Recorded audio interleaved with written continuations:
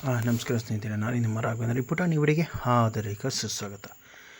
ಏನಪ್ಪ ಇದು ಒಂದು ದೇವ್ರ ಸಾಂಗ್ ಕೇಳ್ತಾ ಇದ್ದಾರೆ. ನಿಜ, ಹಿಂದಿನದ ವಿಡಿಯೋದಲ್ಲಿ ಅನೇಕ ಥರದ ದೇವ್ರದ್ದು ಮತ್ತು ನಾವು ಹೇಗೆ ಕಲ್ಯಾಣೋತ್ಸವ ಮಾಡಿದ್ವಿ, ಶ್ರೀಕೃಷ್ಣ ಪರಮಾತ್ಮ ದೇವಸ್ಥಾನದ ಕಲ್ಯಾಣೋತ್ಸವ ಹೇಗೆ ಮಾಡಿದ್ವಿ ಅನ್ನೋದನ್ನ ವಿಡಿಯೋದಲ್ಲಿ ತೋರಿಸಿದ್ವಿ ಸ್ನೇಹಿತರೆ. ಹಾಗೆ ಅದೊಂದು ಅಮೂಲ್ಯವಾದದ್ದು ದೇವರ ದರ್ಶನ. ಅಂದರೆ ನೀವೆಲ್ಲರೂ ಕೇಳಿದ್ದಂಗೆ ಅಮ್ಮನವರು ತಾಯಿ ದರ್ಶನ, ದೇವಿ ದರ್ಶನ ಅಂತ ಹೇಳ್ತೀವಿ. ಅಮ್ಮ ತಾಯಿ ದೇವರು ಒಳ್ಳಿದ್ದರೆ ಎಲ್ಲರಿಗೂ ಒಳ್ಳೆಯದಾಗುತ್ತೆ. ಆ ದೇವಿ ಅಲ್ಲಿಲ್ಲ ಅಂದರೆ ಎಲ್ಲನೂ ತುಂಬ ಕಷ್ಟ ಆಗುತ್ತೆ ಸ್ನೇಹಿತರೆ. ಏನೇ ಕಷ್ಟ ಸಾಮರ್ಥ್ಯಗಳೆಲ್ಲ ಇದ್ರೂ ನಾವು ದೇವಿ ಹತ್ರ ಹೋಗಿ ಕೇಳ್ಕೊತೀವಿ. ಕೇಳ್ಕೊಂಡು ಆ ಯಮ್ಮನ ಆಶೀರ್ವಾದ ಪಡ್ಕೊಂಡು ನಾವು ಅಲ್ಲಿಂದ ಬಂದೆವು ಸ್ನೇಹಿತರೆ. ಬಂದು ಊರಿನೆಲ್ಲ ಗ್ರಾಮಸ್ಥರೆಲ್ಲ ಸೇರಿ 2 ಮೇಕೆ ತೊಗೊಂಬಂದು ತಾಯಿ ಸಪ್ಲಮ್ಮ ದೇವಿಗೆ ನಾವು ಊರಿನ ಗ್ರಾಮಸ್ಥರೆಲ್ಲ ಸೇರಿ ಗ್ರಾಮ ದೇವತೆಗೆ, ಅಂದರೆ ಊರಿನ ಗ್ರಾಮ ದೇವತೆ, ಹತ್ತೂರಿನ ಗ್ರಾಮ ದೇವತೆ, ಸುತ್ತಮುತ್ತಲಿರುವ ಗ್ರಾಮ ದೇವತೆ, ಆ ತಾಯಿಗೆ ಒಂದು ಪೂಜಾ ಕಾರ್ಯಕ್ರಮ.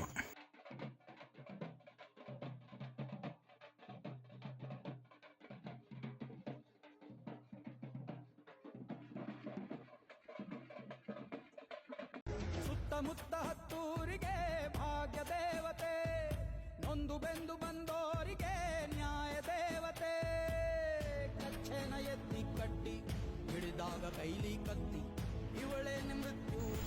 ನೋಡಿದ್ರಲ್ಲ ಸ್ನೇಹಿತರೆ, ನಮ್ಮ ಊರಿನ ಗ್ರಾಮ ದೇವತೆ, ಸುತ್ತಮುತ್ತಲಿರುವ ಗ್ರಾಮ ದೇವತೆ ಹತ್ತೂರಿಗೆ, ಅದುವೇ ಸಪ್ಲಮ್ಮ ದೇವಿ ಗ್ರಾಮ ದೇವತೆ. ಅದು ಊರಲ್ಲಿ ನೆಲೆಸಿರುವ ದೂರದ ಒಂದು ಜಾಗದಲ್ಲಿ, ಅಂದರೆ ಒಂದು ತೋಟದ ಜಾಗದಲ್ಲಿ ನೆಲೆಸಿರುವ ತಾಯಿ.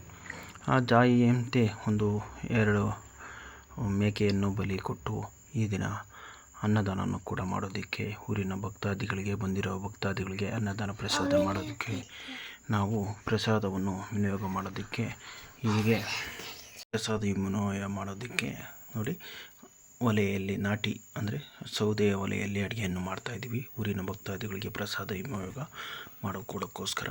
ಇದುವೇ ಊರಿನ ಗ್ರಾಮ ದೇವತೆಯಾದ ಒಂದು ಹೊಲದಲ್ಲಿ ನೆಲೆಸಿರುವ ಸಪ್ಲಮ್ಮ ದೇವಿಗೆ ಬಲಿ ಕೊಟ್ಟು, ಅಲ್ಲಿನ ಗ್ರಾಮ ದೇವತೆಗೆ ನೋಡಿದ್ರಲ್ಲ, ಮೇಕೆಯನ್ನು ತೊಗೊಂಡೋಗ್ಬಿಟ್ಟು ಬಲಿ ಕೊಟ್ಟು ಅಲ್ಲಿನ ಗ್ರಾಮ ದೇವತೆಗೆ ಒಂದು ಅರ್ಪಣೆ ಮಾಡಿ, ಅದು ಮಾಂಸದ ಊಟವನ್ನು ಊರಿನ ಗ್ರಾಮಸ್ಥರಿಗೆ, ಸುತ್ತಮುತ್ತಲು ಬಂದವರು ಭಕ್ತಾದಿಗಳಿಗೆಲ್ಲರಿಗೂ ಅನ್ನದಾನ ಸಂಪರ್ಣೆ ಕೂಡ ಮಾಡಿದ್ದೀವಿ ಸ್ನೇಹಿತರೆ.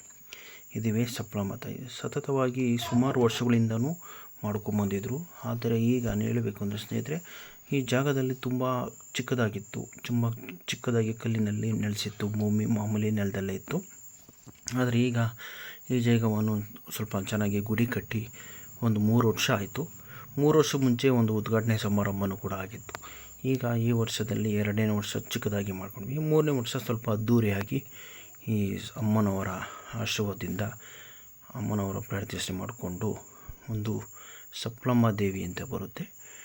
ಅದು ದೊಡ್ಡಬಳ್ಳಾಪುರ ತಾಲೂಕಲ್ಲಿದೆ. ದೊಡ್ಡಬಳ್ಳಾಪುರ ತಾಲೂಕಿನ ಒಂದು ತಿಳ್ಳು ಗ್ರಾಮಕ್ಕೆ ಹೋಗಿ ಎಲ್ಲರೂ ಹೋಗಿ ಅಲ್ಲಿನ್ನು ಪೂಜೆ ಮಾಡಿಸ್ಕೊಂಬಂದು, ಅಲ್ಲಿಂದ ಬಂದು ಈ ಸ್ವಾಮಿಗೆ ದೇವತೆಗೆ ಇಲ್ಲಿ ನಮ್ಮೂರಲ್ಲಿ ಅದೇ ಥರನೇ ದೇವಿಯನ್ನು ನೆಲೆಸಿದ್ದೀವಿ.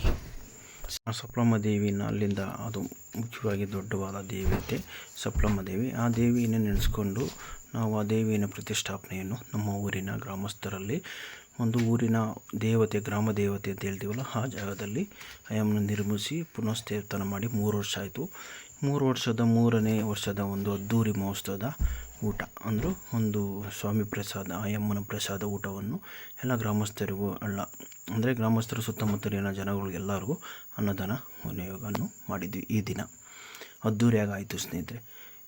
ನೋಡ್ತಾ ಇದ್ದೀರಲ್ಲ, ನೋಡಿ, ಇದೆ ಒಂದು ಚಿಕನ್ನು, ಮಟನ್ನು, ನಾವು ಇದನ್ನು ಎಲ್ಲ ಮಾಡಿ ಭಕ್ತಾದಿಗಳಿಗೆ ನಾವು ಪ್ರಸಾದ ವಿನಿಯೋಗವನ್ನು ಮಾಡಿಕೊಟ್ವಿ ಸ್ನೇಹಿತರೆ. ನಿಮಗೇನಾದರೂ ಈ ವಿಡಿಯೋ ಇಷ್ಟವಾದರೆ ಒಂದು ಲೈಕ್ ಮಾಡಿ, ಶೇರ್ ಮಾಡಿ, ನಿಮ್ಮ ಮನಸ್ಸಿಗೆ ಕಮೆಂಟ್ಸ್ ಹಾಕಿ, ನಮ್ಮ ಯೂಟ್ಯೂಬ್ ಚಾನಲ್ಗೆ ಸಬ್ಸ್ಕ್ರೈಬರ್ ಆಗಿ, ಪಕ್ಕದಲ್ಲಿರೋ ಬೆಲ್ ಬಟನ್ ಒತ್ತಿರಿ.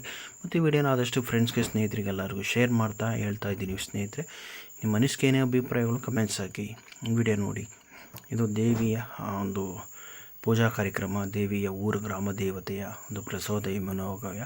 ಪ್ರಸಾದವನ್ನು ನಾವು ನಾಟಿ ಸೌದೆಯ ಒಲೆಯಲ್ಲಿ ಮಾಡಿ, ಆ ಮೇಕೆಗಳನ್ನು ಕಟ್ ಮಾಡಿ, ಮೇಕೆ ಪ್ರಸಾದವನ್ನು ಊರಿನ ಭಕ್ತಾದಿಗಳಿಗೆಲ್ಲರಿಗೂ ಪ್ರಸಾದವನ್ನು ವಿನಿಯೋಗ ಮಾಡ್ತಾಯಿದ್ದೀವಿ ಸ್ನೇಹಿತರೆ. ಮಾಡಿದ್ವಿ, ಈ ದಿನ ಮಾಡಿದ್ರು. ನಿಮಗೇನಾದರೂ ನೋಡ್ತಾ ಇದ್ರಲ್ಲ ವೀಡಿಯೋ ನೋಡಿ ಇಷ್ಟಪಟ್ಟು ಸ್ನೇಹಿತರೆ, ನಿಮ್ಮ ಮನಸ್ಸಿಗೆ ಕಮೆಂಟ್ಸ್ ಹಾಕಿ ನಮಗೆ ತಿಳಿಸಿ ಅಂತ ಹೇಳ್ತಾ ಇದ್ದೀನಿ. ನಿಮ್ದು ಏನೇ ಇದ್ದರೂ ನಿಮ್ಮ ಆನ್ಸರನ್ನು ನಮಗೆ ಕಮೆಂಟ್ಸ್ ಮುಖಾಂತರ ತಿಳಿಸಿ. ಈ ವಿಡಿಯೋನ ಆದಷ್ಟು ಫ್ರೆಂಡ್ಸ್ಗೂ ಸ್ನೇಹಿತರಿಗೆ ಎಲ್ಲರಿಗೂ ಶೇರ್ ಮಾಡಿ.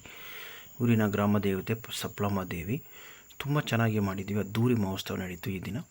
ನೋಡ್ತಾ ಇದ್ದೀರಲ್ಲ ಸ್ನೇಹಿತರೆ, ನೋಡಿ ಇದೇ ಸಪ್ಲಮ್ಮ ದೇವಿ ದೇವಸ್ಥಾನ. ಊರಿನ ಗೌಡರಾದ ಗೌಡತನದಲ್ಲಿ ಇರುವವರು ಅವರೇ ಈ ಸಪ್ಲಮ್ಮ ದೇವಿಯ ಪೂಜಾರರು. ಅವರೇ ಈ ದೇವಸ್ಥಾನದ ಪೂಜೆಯನ್ನು ಮಾಡೋದು. ಅಂದರೆ ಊರಿನ ಗೌರು ಅಂತ ಹೇಳ್ತಾರಲ್ಲ ದೊಡ್ಡವರು, ಅವರೇ ಈ ಪೂಜಾತನವನ್ನು ಮಾಡ್ತಾರೆ. ನೋಡ್ತಾ ಇದ್ದೀರಲ್ಲ ಸ್ನೇಹಿತರೆ, ನೋಡಿ ನಮ್ಮ ಮನಸ್ಸಲ್ಲಿ ಏನೋ ಇಚ್ಛೆ ಅನುಕಂಪ ಇದ್ದರೂ ನಾವು ದೇವರ ಹತ್ರ ಪ್ರಾರ್ಥಿಸಿಕೊಂಡು ಬಂದರೆ ಅದು ನೆರವೇರಿಸುತ್ತೆ ಅಂತ ಹಿಂದಿನ ಕಾಲದಿಂದಲೂ ಬಂದಿದೆ. ಈಗಲೂ ಕಾಲನೂ ನಡ್ಕೊತಾ ಬಂದಿದ್ದಾರೆ. ಅದು ನೆರವೇರ್ತಾ ಇದೆ. ಮನಸ್ಸಲ್ಲಿ ಒಂದು ವಾಸವಚನ ನೆನೆಸ್ಕೊಂಬಂದರೆ ಆ ದೇವಿಯ ಒಂದು ಪ್ರಸಾದವನ್ನು ತೊಗೊಳ್ತಾ ಮುಗೀತು ಸ್ನೇಹಿತರೆ. ಈ ದಿನ ನಾವು ಸಂಪೂರ್ಣವಾಗಿ ಸಪ್ಲಮ್ಮ ದೇವಿಗೆ ಪ್ರಾರ್ಥರಾಗಿದ್ದೀವಿ. ನಿಮ್ಮ ಅನಿಸಿಕೆ ತಿಳಿಸಿ ಅಂತ ಹೇಳ್ತಾ ವಿಡಿಯೋನ ಇಲ್ಲಿಗೆ ಮುಗಿಸ್ತಾ ಇದ್ದೀನಿ ಸ್ನೇಹಿತರೆ. ನೋಡಿ, ನಾನು ಮತ್ತೊಂದು ವಿಡಿಯೋದಲ್ಲಿ ಸಿಗ್ತೀನಿ. ನಾನು ನಿಮ್ಮ ರಾಘವೇಂದ್ರ.